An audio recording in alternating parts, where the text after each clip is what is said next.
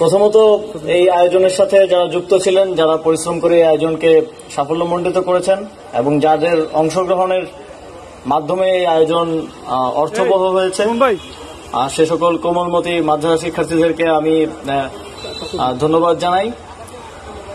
এবং আগামী দিনগুলোতে আমরা আরো বড় পরিসরে শুধু মুরাদনগর না, সারা দেশে পবিত্র মাহে রমজান মাসে যেন আমাদের পবিত্র ধর্মগ্রন্থ আল কোরআন নিয়ে আমরা প্রতিযোগিতা করতে পারি এবং এর মাধ্যমে আমাদের তরুণ সমাজকে, সমাজের যেই খারাপ প্র্যাকটিসগুলো আছে, যেমন মাদক আছে, সন্ত্রাস আছে, সেখানে যেন তারা জড়িয়ে না পড়ে, সেটা নিশ্চিত করার জন্য এই ধরনের কর্মসূচি আমরা আরো দেশব্যাপী নিব।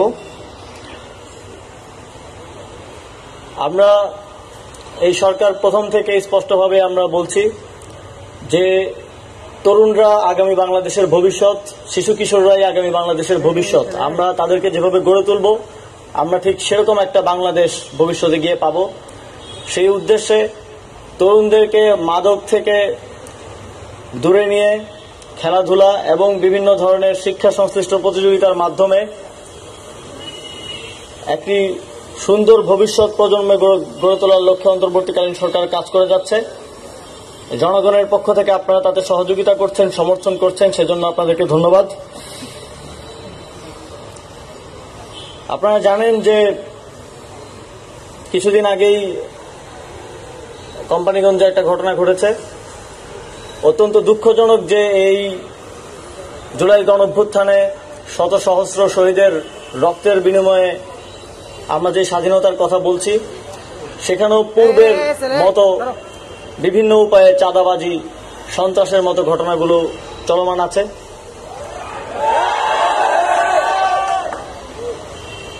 আপনারা দেখবেন যে আমরা আসলে ফ্যাসিবাদী শাসনের কারণে এমন একটা পরিস্থিতিতে চলে এসেছি যে অনেকে এখন মনে করে চাঁদা দেওয়াটা মনে হয় আমার দায়িত্ব।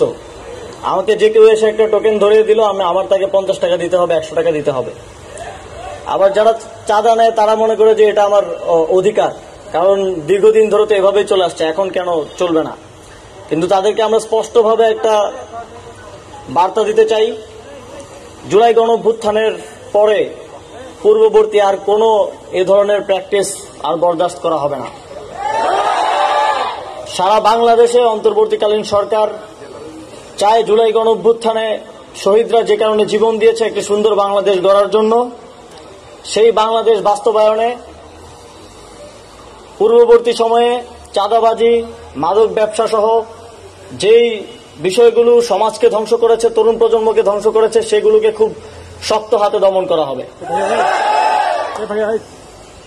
আমাদের সৌভাগ্য যে আমাদের এখানে এখনো সচেতন মানুষজন আছে যারা এই চাঁদাবাজির বিরুদ্ধে রুখে দাঁড়িয়েছে, যারা আঘাতপ্রাপ্ত হয়েও এই চাঁদাবাজির বিরুদ্ধে প্রতিবাদ করেছে। এটা আমাদের গর্ব যে মুরাদনগরে এখনো এরকম মানুষজন আছে। আমরা সারা দেশের তরুণ সমাজকে আহ্বান জানাতে চাই, আপনারা যেখানেই চাঁদাবাজি দেখবেন, যেখানেই দেখবেন যে বিভিন্ন সমিতির নামে টোকেন ধরিয়ে দিয়ে টাকা নেওয়া হচ্ছে, সেখানেই প্রতিবাদ করবেন, সেখানেই রুখে দেবেন।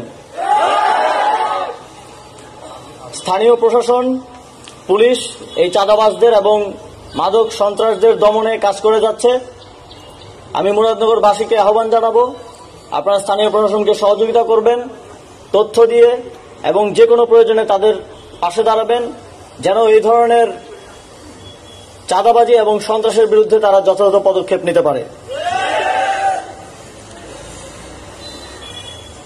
সর্বোপরি আজকে এত সুন্দর একটি কর্মসূচি হাতে নেওয়ার জন্য এবং আয়োজন করার জন্য আমি মুরাদনগর উপজেলা প্রশাসনকে ধন্যবাদ জানাতে চাই, এবং আপনারা যারা এই আয়োজনকে সাফল্যমণ্ডিত করেছেন, অংশগ্রহণ করেছেন, আপনাদেরকে আবারও বিশেষভাবে ধন্যবাদ জানিয়ে আমার বক্তব্য শেষ করছি।